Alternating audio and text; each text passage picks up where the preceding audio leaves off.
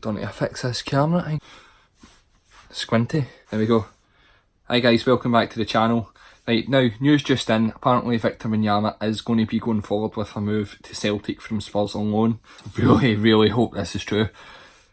Apparently his wages are sitting at 65,000 a week, which is a lot for a player in SPFL standards, but for Celtic to get over the line for 9 in a row, it'll give us that extra ammunition, because what a player he was for us. And the fact that he's went down south, played for Southampton and Spurs, gained so much more experience, turned into an even better player, and to then come back up north to play with us for a season would be excellent.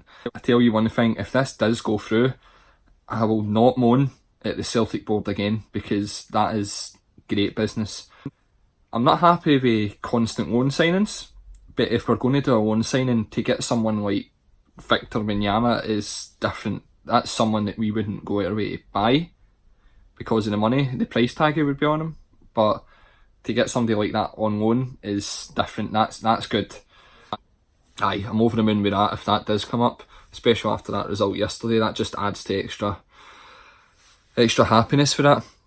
No, apparently we're going in for another right back as well for Man City. Frimpong he's called. It's a different type of name, but 18-year-old. Apparently it's a permanent deal as well. It's not going to be a loan, which would be ideal as well. So that'll be another right back. That's 3 right backs we're going to have. We're going to have 3 right backs now signed in the summer. 1 loan and 2 permanent deals. Good thing about this new right back that's coming in, he can play left back as well apparently. And now also that moves me on to the next stage, Gregg Taylor. Now I'm happy with that signing if we get him as well. Apparently he's undergoing his medical and he should hopefully sign very soon. But he'll be a great signing for us as well, because we do need another left back. Bolly is proving a bit of good worth now. He's starting to come out his shell a wee bit, get more comfortable. Maybe that's all I needed. But to have Gregg Taylor as well, to have 2 left backs is ideal, because Bolly can also play as a winger, which is good. So we've got a lot of depth in the squad now, variation. We've got left backs that can play as left mids. We've got left mids that can play as left backs. We've got right backs that can play centre back. We're getting a lot more depth now. We've got that new Southampton loanee as well, El Yanune, I think he's called. I don't know how to pronounce his name, so I'm not going to attempt it again. But he's a great player, and he's another example of a great loan signing, just like Victor Wanyama will be, because it's a big signing. He signed for Southampton for 17 million or so. But he is a good player for what I've seen. He's the kind of flair that we need in midfield that Ryan Christie sometimes offers us. So he's going to add competition in that sense. But as I said, we've got more depth in the squad, which I personally think is a great aspect going forward, especially to seal the league, to seal hopefully another treble, which I do think we will get. Hold me to that, but I think we'll get another treble. It's a lot to ask for, but now we've got more depth in the squad and we're off to such a good start in the league. And we're sealed in Europe and the Europa League now for the group stages. And we've got a fairly good group as well.